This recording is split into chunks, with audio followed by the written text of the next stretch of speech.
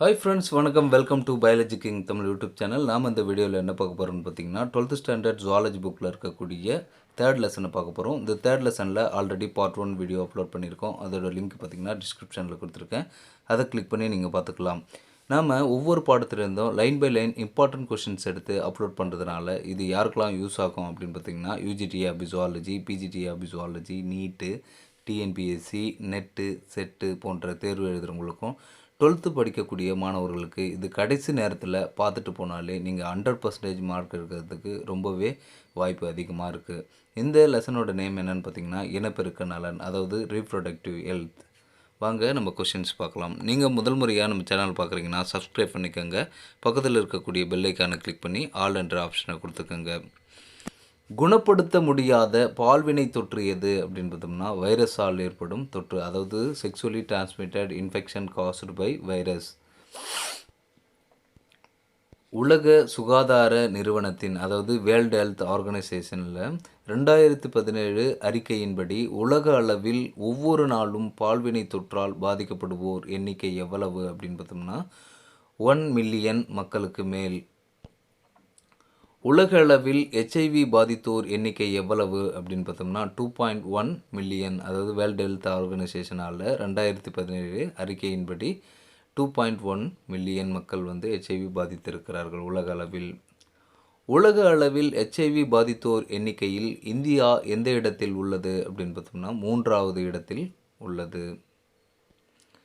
கருப்பை வாய் புற்றுநோய், அதாவது செர்விக்கல் கேன்சர் தோற்றுவிக்கும் வைரஸ் எது, அது புற்றுநோயை தோற்றுவிக்கும் வைரஸ் எது அப்படின்னு பார்த்தோம்னா மனித பாப்பிலோமா வைரஸ், அதாவது ஹியூமன் பாப்பிலோமா வைரஸ். கொனாரியா அல்லது வெட்டை நோய், அதாவது கொனேரியா எனும் நோயை தோற்றுவிக்கும் பாக்டீரியா எது அப்படின்னு பார்த்தோம்னா நீசெரியா கொனேரியே. கிரந்தி அல்லது மேகப்புண், அதாவது கிரந்தின்னா அதிகமாக நமக்கு தெரியாது, அதனால் சிஃபிலிஸ் எந்த பாக்டீரியா தொற்றால் ஏற்படுகிறது அப்படின்னு பார்த்தோம்னா ட்ரிபோனிமா பல்லிடம். இனப்பெருக்க உறுப்பு யானைக்கால் நோய் என அழைக்கப்படும் லிம்போகிரானுலோமா வெனீரியம் எனும் நோயை உருவாக்கும் பாக்டீரியா எது அப்படின்னு பார்த்தோம்னா கிளமிடியா ட்ரிக்கோமேட்டிஸ். கிளமிடியாசிஸ் எனும் பாக்டீரிய பால்வினை தொற்றை, அதாவது செக்ஷுவலி டிரான்ஸ்மிட்டட் இன்ஃபெக்ஷனை தோற்றுவிக்கும் பாக்டீரியா எது அப்படின்னு பார்த்தோம்னா கிளமிடியா ட்ரைக்கோமேட்டிஸ். பிறப்பிறப்பு அக்கி, அதாவது ஜெனிட்டல் ஹெர்ப்ஸ் என்னும் நோயை உருவாக்கும் வைரஸ் எது அப்படின்னு பார்த்தோம்னா ஹெர்பஸ் சிம்ப்ளெக்ஸ் வைரஸ். சோர்வு, மஞ்சக்காமாலை, காய்ச்சல், தோல் தடிப்பு, வயிற்று வலி, கல்லீரல் இறுக்கம், இறுதி நிலையில் கல்லீரல் செயலிழப்பு ஆகியவை எந்த வைரஸினால் ஏற்படுகிறது அப்படின்னு பார்த்தோம்னா ஹெப்படைட்டிஸ் பி வைரஸ். அனைத்து பெண்களும் அண்டகங்களுடன் பிறக்கின்றனர், ஆனால் சிலருக்கு கருப்பை இருக்காது. இந்நிலைக்கு என்ன பெயர் அப்படின்னு பார்த்தோம்னா மேயர் ரோகிடான்ஸ்கி நோய் குறைபாடு, அதாவது மேயர் ரோகிடான்ஸ்கி சிண்ட்ரோம். இது ரொம்ப இம்பார்ட்டன்ட் கொஷின்ஸு. இது படித்து வச்சுக்கோங்க, இதுக்கு கேட்குறதுக்கு அதிகமாக வாய்ப்பு இருக்குது. ஆண்கள் குறைந்த எண்ணிக்கையில் விந்து செல்களை உற்பத்தி செய்வதால் செய்யக்கூடிய சிகிச்சை முறைக்கு என்ன பெயர் அப்படின்னு பார்த்தோம்னா ஐயுஐ, அதாவது இன்ட்ரா யூட்ரைன் இன்செமினேஷன்.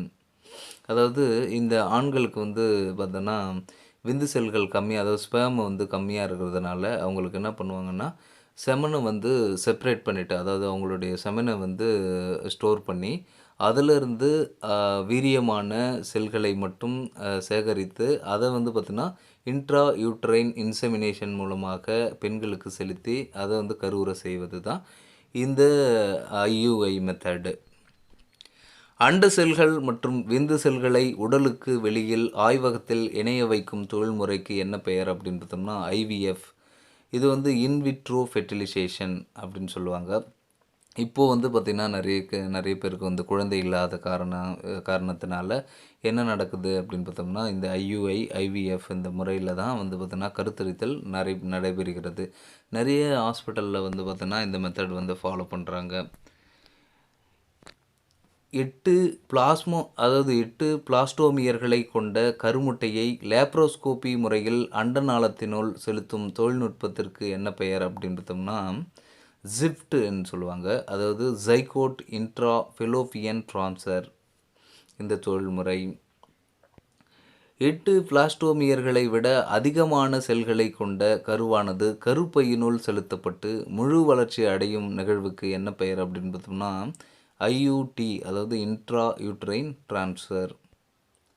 இந்த கொஷின்ஸ்லாம் கேட்குறதுக்கு அதிகமாக வாய்ப்பு இருக்குது, அதனால தான் இதை கொடுத்துருக்கேன். இது கண்டிப்பாக படித்து வச்சுக்கோங்க. அண்டகத்திலிருந்து முட்டைகள் சேகரிக்கப்பட்டு விந்து செல்களுடன் சேர்த்து ஒரு அண்டநாளத்தினுள் வைக்கப்பட்டு கருவுறுதல் நிகழ்வதற்கு என்ன பெயர் அப்படின்னு பார்த்தோம்னா கிஃப்ட், அதாவது கேமிட் இன்ட்ரா ஃபெலோபியன் ட்ரான்ஸ்ஃபர். ஆண்களில் விந்து செல்கள் இல்லாத விந்து திரவம் குறைந்தபட்சம் இருமுறை வெளிப்பட்டால் இந்நிலைக்கு என்ன பெயர் அப்படின்னு பார்த்தோம்னா ஏஜிஸ்பெர்மியா, அதாவது ஏஜூஸ்பெர்மியா. அதாவது விந்து திரவம் இருக்கும், ஆனால் ஸ்பெர்ம் அதில் இருக்காது, அதாவது விந்து செல்கள் இல்லாத நிலைக்கு தான் இந்த ஏஜூஸ்பெர்மியா என்று பெயர். கருவின் குறைபாடுகளை கர்ப்பகால தொடக்கத்திலேயே கண்டறியும் வரியோட்டம் எது, அதாவது ஸ்கேனிங் எது அப்படின்னு பார்த்தோம்னா மீயொலி வரியோட்டம், அதாவது அல்ட்ராசவுண்ட் ஸ்கேனிங். பனிக்குட துளைப்பு முறையில் பனிக்குட திரவ மாதிரியை கொண்டு குரோமோசோம்களின் பிறழ்ச்சிகளை, அதாவது குரோமோசோமல் அப்நார்மலிட்டிஸை எத்தனை வாரங்களில் கண்டறியலாம் அப்படின்னு பார்த்தோம்னா 15 முதல் 20 வார கருவளர்ச்சியில் தான் கண்டறிய முடியும். வளர்க்கருவின் சராசரி இதய துடிப்பு வீதம் எவ்வளவு அப்படின்னு பார்த்தோம்னா நிமிடத்திற்கு 120 முதல் 160 துடிப்புகள். அதாவது நார்மல் அடல்ட்டை விட இவங்களுக்கு அதிகமாக இருக்கும். வளர்க்கருவின் இதய துடிப்பு வீதத்தை கண்டறிய பயன்படும் கருவி எது அப்படின்னு பார்த்தோம்னா டாப்ளர் கருவி, அதாவது டாப்ளர் டிவைஸ். நம்ம அடல்ட்டுக்கெலாம் என்ன அப்படின்னு பார்த்தோம்னா ஸ்டெத்தஸ்கோப் வச்சு கண்டுபிடிப்பாங்க. ஆனால் குழந்தைகளுக்கு, அதாவது வளர்க்கருவின் இதய துடிப்பை எப்படி கண்டுபிடிப்பாங்க அப்படின்னு பார்த்தோம்னா டாப்ளர் கருவியின் மூலமாக கண்டுபிடிப்பாங்க. இது நிறைய இந்த கொஷின்ஸ் ரொம்ப ரொம்ப இம்பார்ட்டன்ட் கொஷின்ஸ், இதை படித்து வச்சுக்கோங்க. 40 வயதுக்கு மேற்பட்ட பெண்களின் மார்பகங்களில் புற்றுநோய், அதாவது பிரஸ்ட் கேன்சர் உள்ளதா என கண்டறியும் பரிசோதனைக்கு என்ன பெயர் அப்படின்னு பார்த்தோம்னா மம்மோகிராம். அதாவது 40 வயதுக்கு மேற்பட்ட அதாவது 40 வயதுக்கு மேலே இருக்கிற பெண்களுக்கு பார்த்தோன்னா மம்மோகிராம் பண்ணுவாங்க. அதுக்கப்புறம் பாருங்கள், 40 வயதிற்கு குறைவான பெண்களின் மார்பகங்களில் புற்றுநோய் உள்ளதா, அதாவது பிரஸ்ட் கேன்சர் உள்ளதா என்பதை எந்த பரிசோதனையின் மூலம் கண்டறியலாம் அப்படின்னு பார்த்தோம்னா மீயொலி பரிசோதனை, அதாவது அல்ட்ராசவுண்ட் ஸ்கேனிங் மூலமாக இந்த 40 வயதிற்கு குறைவான பெண்களுக்கு பார்த்தோன்னா பிரஸ்ட் கேன்சர் இருக்குதான்றதை கண்டுபிடிக்கலாம். இனப்பெருக்க உறுப்புகளின் இயல்பான செயல்பாட்டிற்கு உதவுவதால் வைட்டமின் இ எவ்வாறு அழைக்கப்படுகிறது அப்படின்னு பார்த்தோம்னா மலட்டுத்தன்மைக்கு எதிரான வைட்டமின் என அழைக்கப்படுகிறது, அதாவது ஆன்டி ஸ்டெரிலிட்டி விட்டமின். இனப்பெருக்க ஹார்மோன்களை கண்டறிந்தவர் யார் அப்படின்னு பார்த்தோம்னா அடோல்ஃப் பியூட்டனன்ட். உலக மக்கள் தொகை தினமாக கொண்டாடப்படும் நாள் இது அப்படின்னு பார்த்தோம்னா ஜூலை 11. உலக எய்ட்ஸ் தினமாக அனுசரிக்கப்படும் நாள் எது அப்படின்னு பார்த்தோம்னா டிசம்பர் 1.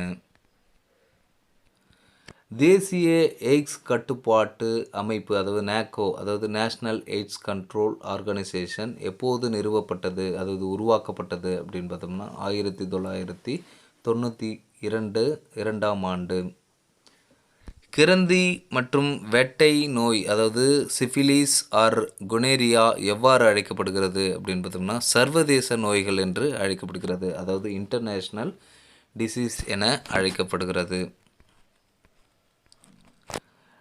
நண்பர்களே, இந்த பயனுள்ள வீடியோ உங்களுக்கு பிடிச்சிருந்தால் லைக் பண்ணுங்கள், ஷேர் பண்ணுங்கள், கமெண்ட் பண்ணுங்கள், மறக்காமல் சப்ஸ்கிரைப் பண்ணுங்கள். பாடம் சார்ந்த சந்தேகங்களுக்கு கமெண்டில் தெரிவிங்க. மீண்டும் அடுத்த வீடியோவில் சந்திப்போம். நன்றி, வணக்கம்.